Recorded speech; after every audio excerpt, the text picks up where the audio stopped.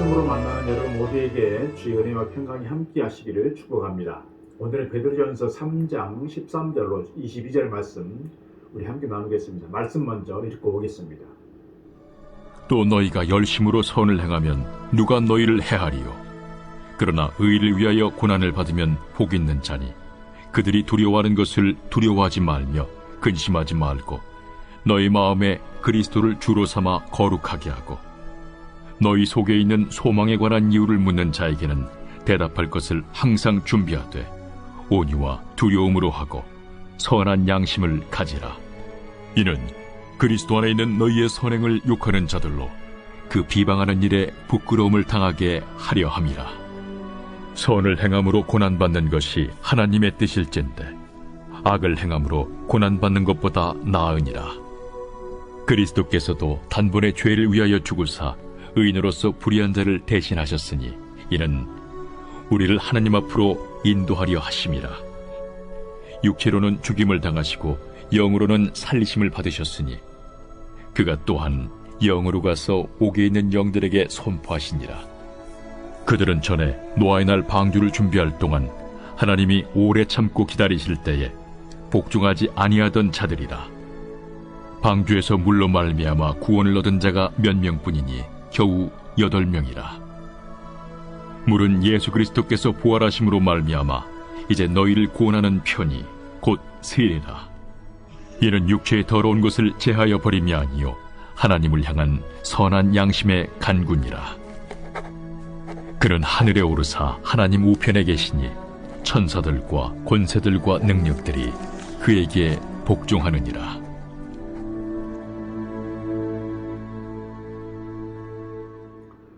결혼한 지 8년 된 한 여인의 얼굴이 어둠이 가득했습니다. 남편은 회사를 부도내고 도피 중이라 연락이 잘 되질 않는데 법원 집사관은 매일같이 남편이 어디 있느냐고 닥달을 하고 아이들은 창피해서 학교를 못 다니겠다고 방 안에만 머물러 있습니다. 이분은 숨이 막힐 것 같은 그런 상황에서 친정 어머니의 생각이 간절했습니다. 그래서 어느 날 무작정 어머니를 찾아갔습니다. 엄마 너무 힘들어요. 그자 그녀의 어머니는 갑자기 부엌으로 가서 냄비 3개에 물을 채웠습니다. 그리고 첫 번째 냄비에는 당근을 넣고 두 번째 냄비에는 계란을 넣고 세 번째 냄비에는 커피를 넣고는 끓이기 시작했습니다. 한동안 시간이 지난 후에 불을 끄고 어머니는 딸에게 이렇게 말했습니다. 이 3가지 사물이 다 역경에 처하게 되었단다. 끓는 물이 바로 그 역경이지. 그렇지만 이 3가지는 전부 다 다르게 반응했어. 당근은 원래 단단하고 강하고 단호했지. 그런데 끓는 물과 만난 다음에 이 당근은 부드러워지고 약해졌어. 이 달걀은 원래 연약했었잖아. 껍데기 너무 얇아서 안에 들어있는 내용물을 제대로 보호하지 못했어. 그렇지만 끓는 물을 견뎌내면서 그 안이 단단해졌지. 그럼 커피는 독특했어. 커피는 끓는 물에 들어간 다음에 물을 변화시켜버린 거야. 딸은 눈물을 흘렸습니다. 어머니는 딸의 손을 잡으면서 물었습니다. 힘드니? 힘든 상황에서 너는 당근이니 달걀이니 커피니 물었다는 거예요. 오늘 말씀은 고난의 문제를 다루고 있습니다. 베드로가 말씀을 전하고 있는 그 공동체에서 가장 해결하기 힘든 일 가운데 하나가 바로 고난의 문제였던 것 같습니다. 하나님의 말씀대로 살려고 몸부림치며 그리스도를 주로 고백하며 살아가는 그 공동체에 왜 고난이 왜 이렇게 심각한 박해가 찾아오는지를 설명해야 하는 것이었습니다.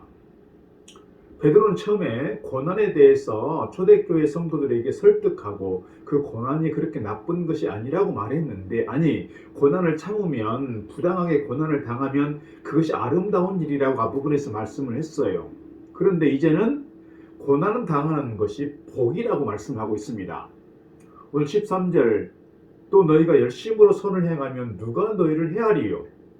그러나 14절, 의를 위하여 고난을 받으면 복 있는 자니 그들이 두려워하는 것을 두려워하지 말며 근심하지 말고 그랬습니다.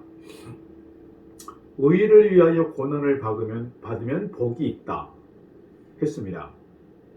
우리가 사실 고난을 받기 위해서 기도할 필요는 없을 것 같습니다. 그러나 우리에게 다가오는 고난을 복되게 할 수는 있다는 거예요.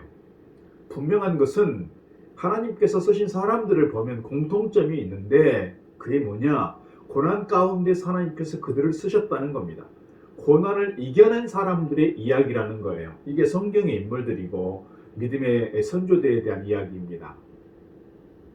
우리가 사실 나쁜 짓을 하다가 고난을 당하면 창피한 일이지만 의를 위하여 주님을 위해서 열심히 살다가 병이 찾아오고 고난을 당하면 이것이 뭐냐? 복이 있다는 것이 적어도 이 핍박의 시대를 살았던 그때 당시에 사도 베드로의 믿음의 고백이었다 할 수 있습니다. 그래서 오늘의 교회 하영규 목사님은 이렇게 말씀하신 바가 있습니다. 고난은 파도와 같습니다. 파도는 멈추지 않고 계속해서 칩니다. 당신의 인생에 고난이 올 때 휩쓸리지 말고 이겨내십시오. 파도를 타면 스포츠가 됩니다. 암 투병하는 과정에서 목사님께서 이렇게 성도들에게 설교를 한 바 있습니다. 그런 마음으로 오늘 13절 말씀을 보면 또 너희가 열심으로 선을 행하면 누가 너희를 헤아리요 그랬습니다. 고난을 이기는 방법은 고난의 때에도 열심히 선을 행하는 것입니다. 우리가 고난을 당하는 이유를 가만히 보면 우리의 잘못과 우리의 약함으로 인해서 생긴 것들이 많습니다. 물론 우리가 준비하지 못해서 당하는 그런 고난도 있고 누군가의 잘못으로 인해서 당하는 그런 고난도 있습니다. 그러나 보편적으로 우리가 선을 행하면 우리를 해하려고 하는 사람들이 사실 그렇게 많지 않아요. 일반적으로 말해서 선을 행하면 고난을 피해갈 수 있다 하는 거예요. 일반적으로 선을 행하면 적을 만들지 않습니다. 선한 사람을 싫어하는 사람들이 그렇게 많지 않기 때문입니다.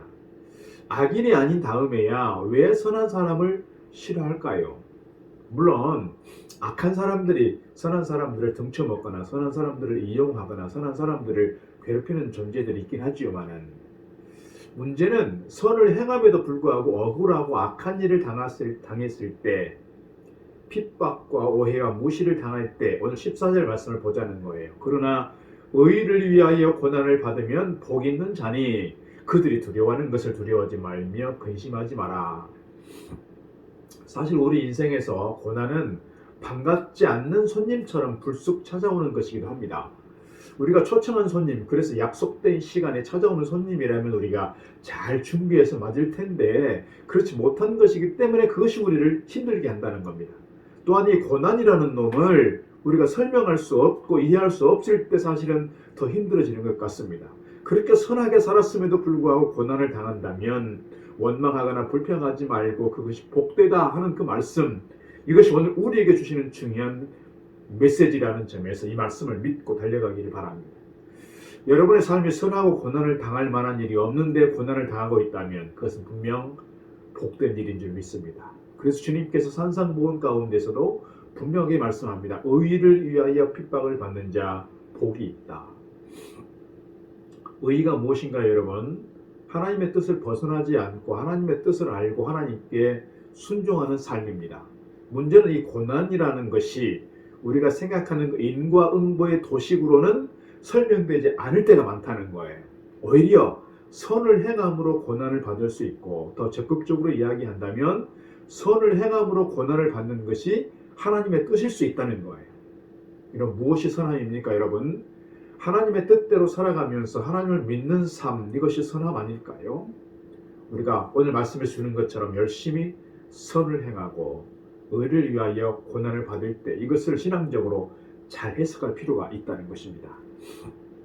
사실 억울한 박해를 받고 고난을 참는 것은 쉽지 않은 것 같습니다. 그러나 오늘 본문 18절에서 이렇게 말씀합니다. 그리스도께서도 단번에 죄를 위하여 죽으사 의인으로서 불의한 자를 대신하셨으니 이는 우리를 하나님 앞으로 인도하려 하심이라. 육체로는 죽임을 당하시고 영으로는 살리심을 받으셨으니. 오늘 베드로는 예수님도 불의한 자들을 위해서 참으셨고 십자가를 지시면서 이것들을 이겨내셨다는 것을 기억하라는 거예요. 이것이 고난을 이겨내는 성도의 자세인 줄로 믿습니다. 세상에서는 고난을 당하고 억울한 일을 당하면 이를 되갚아주고 복수하는 것이 세상의 방식이겠지만 우리 주님을 따르는 믿음의 성도들은 주님께서 행하신 그 십자가의 원리를 잘 기억하면서 믿음으로 승리해야 한다는 거예요.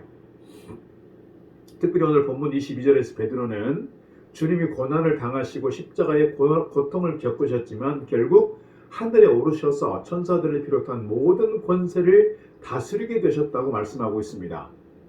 주님을 따르는 성도들 역시 주님처럼 모든 억울함을 보상받고 영광을 얻을 것이라고 말씀하는 겁니다. 우리가 고난이 주님의 뒤를 따라가는 영광의 길인 것을 기억한다면 능히 이것을 통해서 세상을 이겨낼 수 있을 것입니다.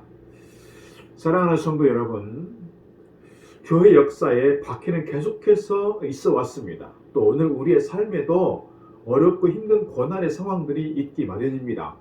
이러한 때에 우리가 오늘 베드로를 통해 주신 말씀에 귀를 기울일 필요가 있습니다.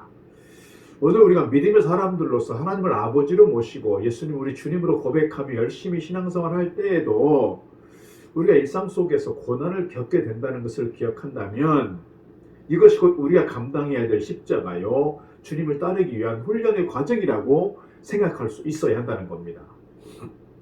그래서 이 고난이 우리에게 복이 되고 유익이 된다고 하는 믿음의 선진들의 고백을, 또 하나님 주신 말씀들을 통해 얻은 그 고백을 우리도 함께 할 수 있어야 할 것입니다.